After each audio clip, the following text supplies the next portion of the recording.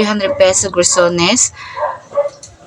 I am the reporters of the topic of the Constitutional Commission. This presentation will analyze the principle and structures of Philippine constitutional law, focusing on the roles and functions of the three constitutional commissions: the Civil Service, the Commission on Elections, and the Commission on Audit. We will explore how these frameworks impact governance and citizen rights. The constitutional commissions and their significance. The 1987 Philippine Constitution established their independent constitutional commissions: the Civil Service, the Commission on Election, and Commission on Audit. These bodies are crucial for upholding good governance, promoting accountability, and protecting citizens' rights.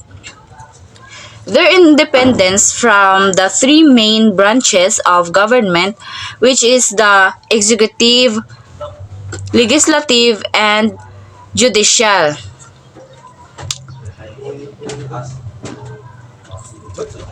is a key feature designed to ensure impartiality and prevent political interference. This independence is vital for maintaining the integrity of the democratic process and ensuring the effective functioning of the government. The presentation will delve into the specific roles of each commission and their impact on various aspects of Philippine society. The first is the Civil Service Commission. The CEC, or Civil Service Commission, is the central personnel agency the Philippine government. Its primary function is to establish and maintain a career civil service system based on merit and fitness. This involves overseeing appointments, promotions, and disciplinary actions within the government workforce.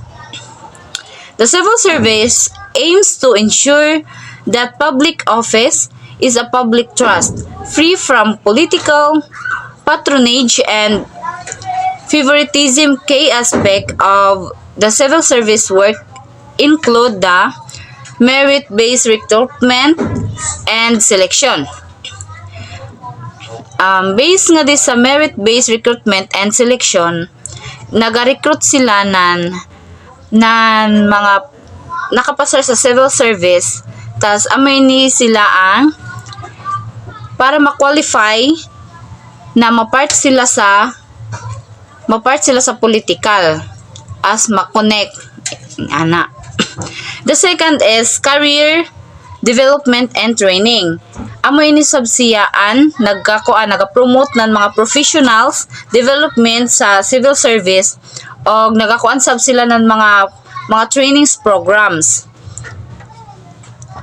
And ay na initod sa career development and training, kumbaga opportunity na inisya ng pag-advance ng ila training as a civil service, as a professional. And then the last is disciplinary actions. Investigates complaints against civil servant and imposes disciplinary actions. Inisiya nga din na part sa disciplinary action, kumbaga amo inisiya nagakuha ng high standard para ma-discipline ang o ma-actionan an kuan ya how like yaon sa ato kuman pinaka kuan gayud kuman na kuan sa ato lugar kayon korupsyon. Di na sa gadyan siya mawaan mga korupsyon sa labi na sa mga government ingana na sa gayud yaon tradisyon na sa yaon nga di sa ato kuan sa ato country nga di sa Philippines. Amoy ni siya kibali an naga investigate sa disciplinary action para maaksyonan dayon. And the next reporters is Eileen Azarcon.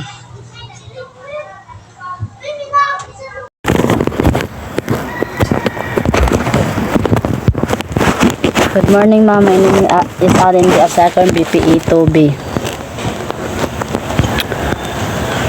To the Commission on Election, COMELEC, uploading free and fair election.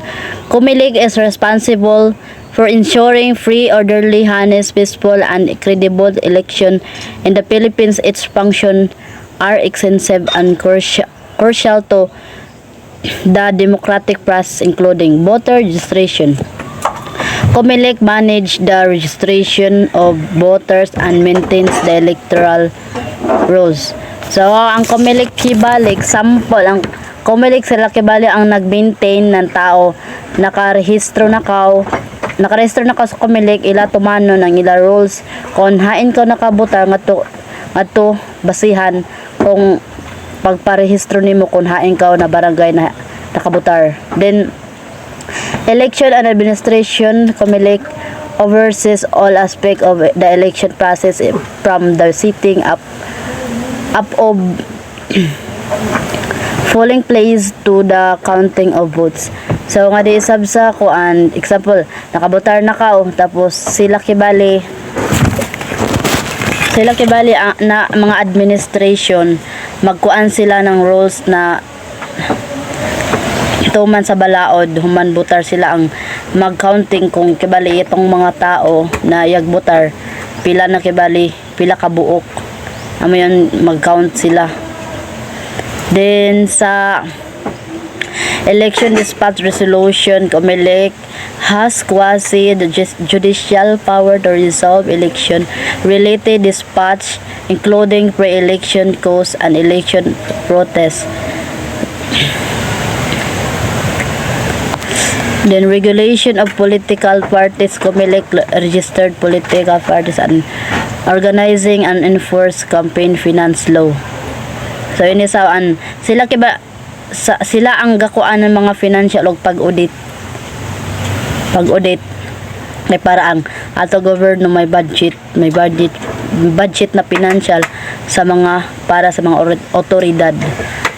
The independence of COMELEC is vital for ensuring of public trust in the electoral system and preventing manipulation of fraud.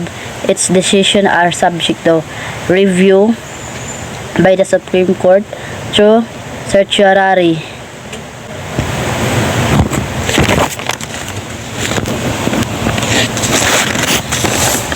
The commission audit CAO, ensuring government accountability and transparency. CAO is the supreme audit institution of the Philippines. Its primary function,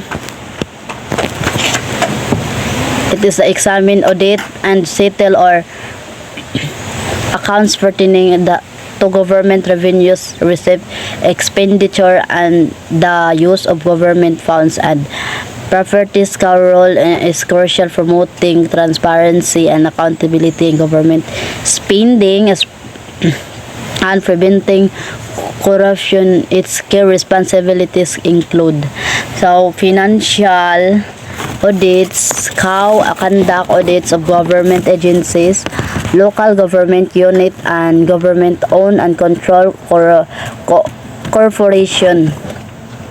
Kay bali ang financial audit kay tumalakay sa pagtukoy kung ang mga financial statement o information sa usa ka entity maayo og giandam kompleto sa tanan mga aspeto og hinaharap nga adunay sapat nga pagsiulat alinsunod sa itinakdang pag-ulat sa pananalabi og balangkas sa taglagda og nabuhat pinaagi sa mga kuha og sapat og financial audit.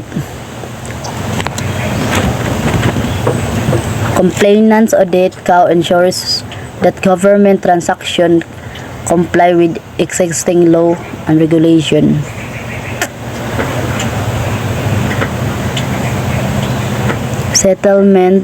settlement account, settle account, resolved audit issue including the recovery of improperly disbursed funds. Then role making cow has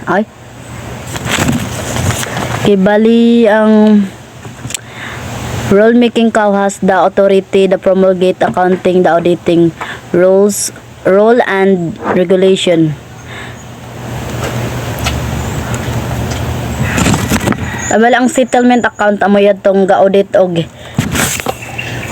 ano pa yun?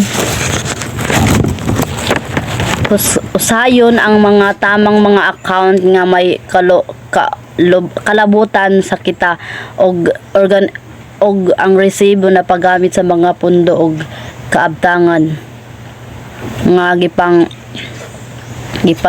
gipinag-iya o gihuptan sa pagsalig o sa kalabot sa gobyerno.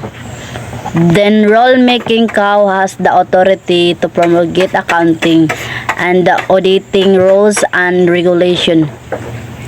So, ang role making example, alang sa mga pugong o dili pagtugot sa regular, wala kinahanglan sobra-sobra, dili makatarungan nga mga paggasto o paggamit sa mga punto o kabtangan sa gobyerno. Then, conclusion, the impact on governance and citizen right. The three constitutional play a pivotal role in strengthening Philippines governance and protecting citizen right. Their independence ensure impartiality and prevents a political commission. Interference is crucial areas such as civil service, election, and government finance. The commission work contributes to a more accountable, transparent, and efficient government, and ultimately benefit all citizens. Further research could explore the effectiveness of this commission in addressing contemporary challenges such as corruption and political polarization, the ongoing debates surrounding their power, and the need for reform also warrant further investigation. Thank you.